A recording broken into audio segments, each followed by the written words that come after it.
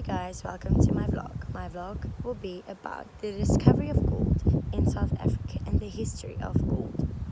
The first recorded discovery of gold on the Witwatersrand was made by Jan Gerrit Bantjes in June 1884 on the farm Vogelstruisfontein and was followed soon thereafter in September by the Struben brothers who uncovered the Confidence Reef on the farm Wilgspruit near present-day Roodepoort.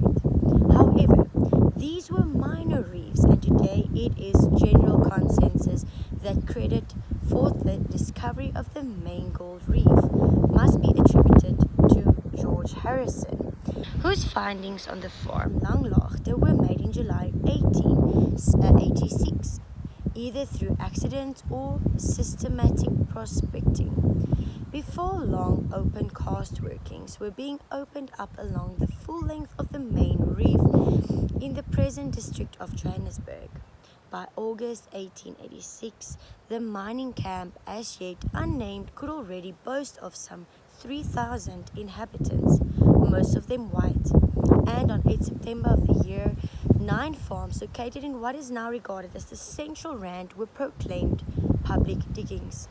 However, Randjeslaagte, the site of present-day central Johannesburg, was not declared until 4 October 1886, and its village was only officially named Johannesburg for the first time the previous day, 3 October 1886. The first building plots were subdivided and sold by public auction 2 months later on 8 December. The original miners' camp, under the informal leadership of Carl Ignis Ferreira, had been located in the Fortsburg dip, possibly because water was available there and because of the site's close proximity to the diggings. Following upon the declaration of Johannesburg, this area was taken over by the government, who had it surveyed and named it Ferreira's Town. The subdivision of what became the settlement's central district was a typical product of 19th century mining camp planning. In the case of all other gold discoveries made previously in the Transvaal, deposits had invariably proved to have a short working life, so the concentrations of people they stimulated were equally short-lived.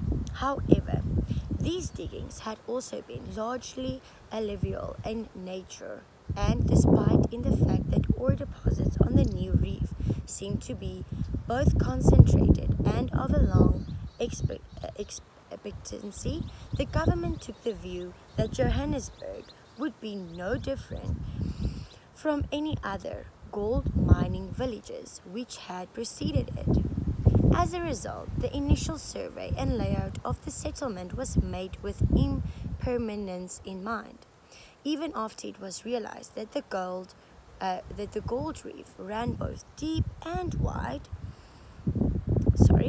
And in the introduction in May 1890 of the MacArthur Forest Cyanide process made recovery of gold excavated at deep levels economically feasible.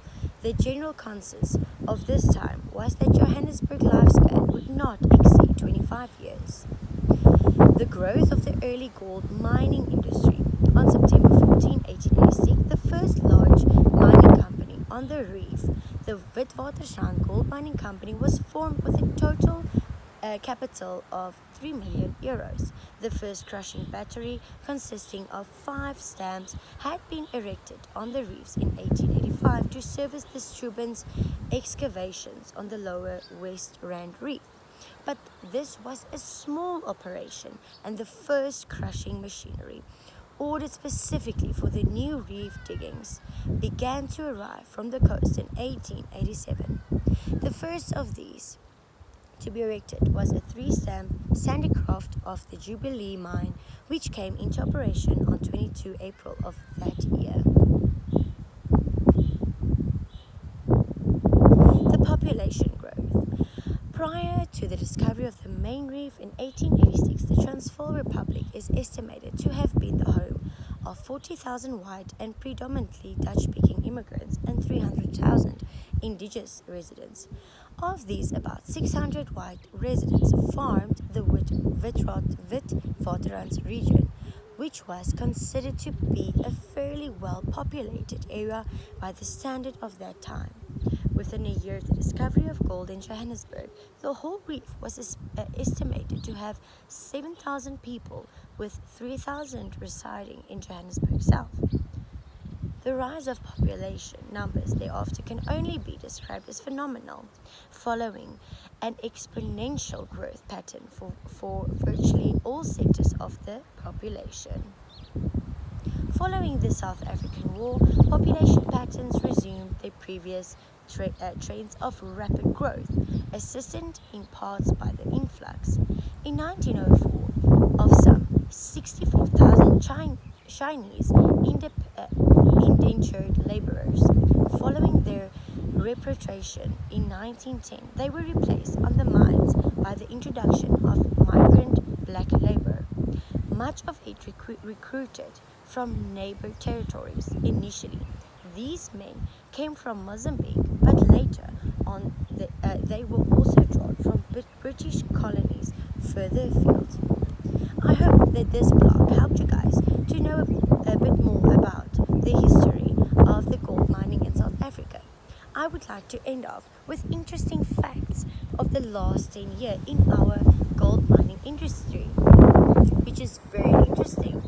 Only in 2003, first women were employed in mining positions. In 2005, gold miners downed tools after wage negotiations failed, and over 100,000 miners went on a strike.